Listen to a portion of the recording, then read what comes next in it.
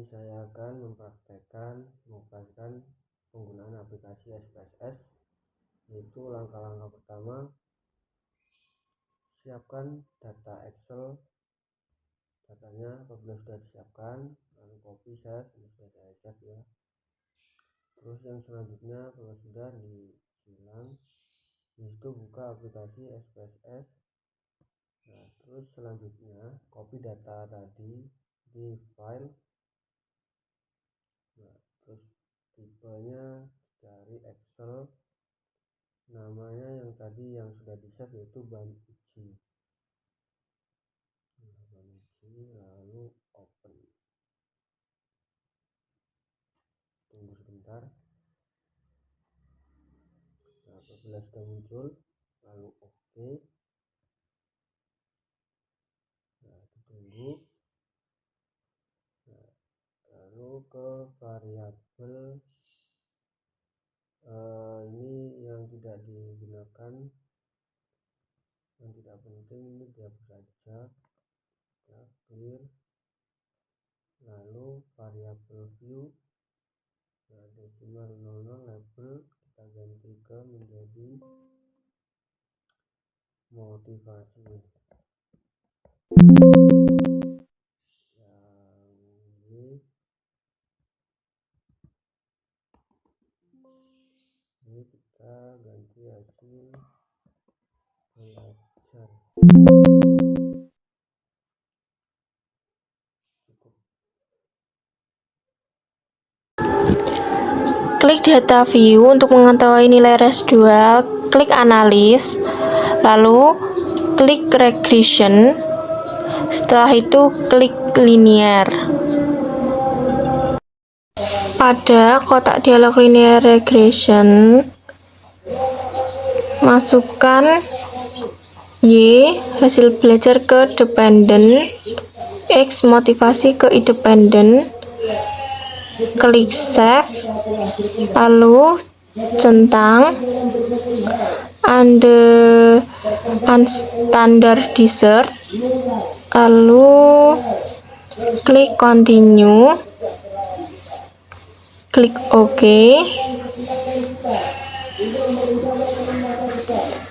Geser output yang muncul, lalu tutup output yang muncul. Perhatikan tampilan res pada data view. Lakukan uji normalitas Kolmogorov, kita pilih analis, lalu pilih non parametric test, dan lalu klik legacy dialog, terus pilih yang satu sampel, terus pilih understand, kita pindah ke variabel teks, lalu pilih normal dan pilih OK. Untuk mengetahui hasil uji normalitas Kolmogorov dengan menggunakan SPSS versi 25, nah ini hasilnya. Berdasarkan output SPSS versi 25 dapat diketahui bahwa nilai signifikan asim sig2 Thailand adalah 0,2 atau lebih besar dari 0,5, maka data yang diuji berdistribusi normal. Salah.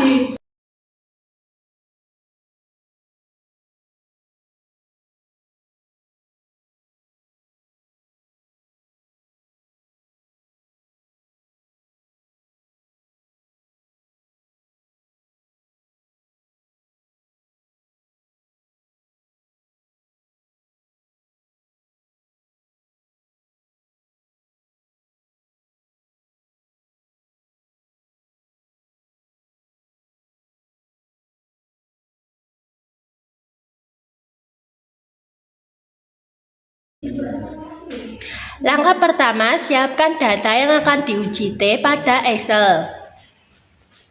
Selanjutnya, buka SPSS, lalu input data dari Excel yang telah disiapkan tadi. Kemudian kita klik file, nanti tampilannya seperti ini. Lalu ubah jenis file menjadi Excel. Lalu pilih datanya, lalu klik open. Selanjutnya, hapus kolom yang tidak diperlukan, klik clear. Kemudian kita buka variabel view. Selanjutnya, pada kolom pertama nama, kita ganti hasil. Kemudian kolom kedua ganti kelas. Lalu kolom label yang pertama ganti dengan hasil belajar siswa. Kemudian kolom kedua kelas. Pastikan kolom desimal menjadi 0 karena data kita bulat. Biarkan non pada baris pertama kolom value tetap. Pada non baris kedua kolom value, klik tanda klik titik 3. Berikan kode 1 pada value dan pada label tuliskan pretest, klik add. Berikan kode 2 pada value dan pada label tuliskan posttest, klik add, lalu klik OK. Kemudian kita klik data view. Kolom hasil diisi dengan hasil belajar siswa dan kolom kelas diisi kode 1 untuk protes dan 2 untuk posttest. Kemudian klik analis, pilih deskriptif statistik, lalu explore. Selanjutnya, pindahkan hasil belajar siswa ke dependent list dan kelas ke factor list. Kemudian klik plots, klik normality, plot with dash, kemudian klik continue, lalu diklik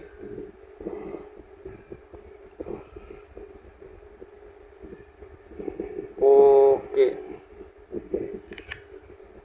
Hasilnya ditunjukkan gambar di bawah dan fokuskan pada bagian dash of normality.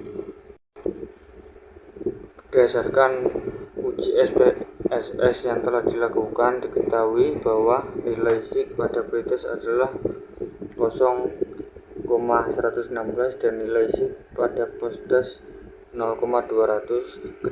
Kedua nilai sig lebih besar dari 0,05, maka pretest dan posttest berdistribusi normal. Pada variabel view, ketik pretest dan posttest pada kolom name baris pertama dan kedua. Lalu ubah pada kolom desimal menjadi 0 karena sudah 0 maka tidak perlu diubah. Lanjut ke kolom label, ubah pretest dan posttest pada baris pertama dan kedua. Lanjut pada kolom mensur, ubah menjadi sekal karena sudah sekal maka tidak perlu diubah. Lanjut kembali ke data view, pindahkan data hasil belajar, hapus data terlebih dahulu pada kolom posttest dan pindahkan sebagian data pretest pada kolom posttest. Lalu klik pada analis, pilih compartments, lalu pilih baris simple pretest.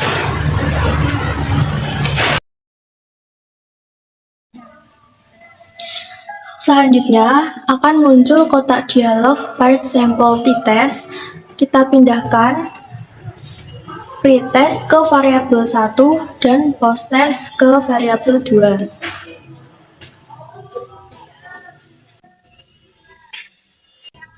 Setelah itu kita klik option, maka akan muncul kotak dialog Paired sample t-test object pada confidence interval percentage tulis 95 yang artinya kita menggunakan tingkat kepercayaan 95% atau 0,05. Lalu kita klik continue. Kemudian kita klik OK dan muncul output SPSS berjudul t-test. Kita sesuaikan, cari yang berjudul t-test. Baik, pada tabel present sample statistik, disitu kan dijelaskan dalam pretest itu mendapatkan min atau rata-rata 64,62. Sedangkan post-test mendapatkan min atau rata-rata 67. Jumlah siswa itu kan jumlah siswa sebagai sampel, maka kita akan tulis sebagai huruf N besar. Lalu nilai standard deviation pada present itu adalah 10.300, sedangkan pada post-test itu 10.727. Karena nilai rata-rata pretest lebih kecil daripada post-test, maka dapat disimpulkan ada perbedaan rata-rata hasil belajar siswa. Pada tabel korelasi, nilai koefisien korelasi itu sebesar 0,350 dengan nilai signifikan 0,245. Karena nilai signifikan 0,245 itu lebih besar dari 0,05, maka dapat dikatakan bahwa tidak ada hubungan antara pretest dan posttest. Berdasarkan tabel Paired sample test, diketahui nilai signifikan adalah 0,002.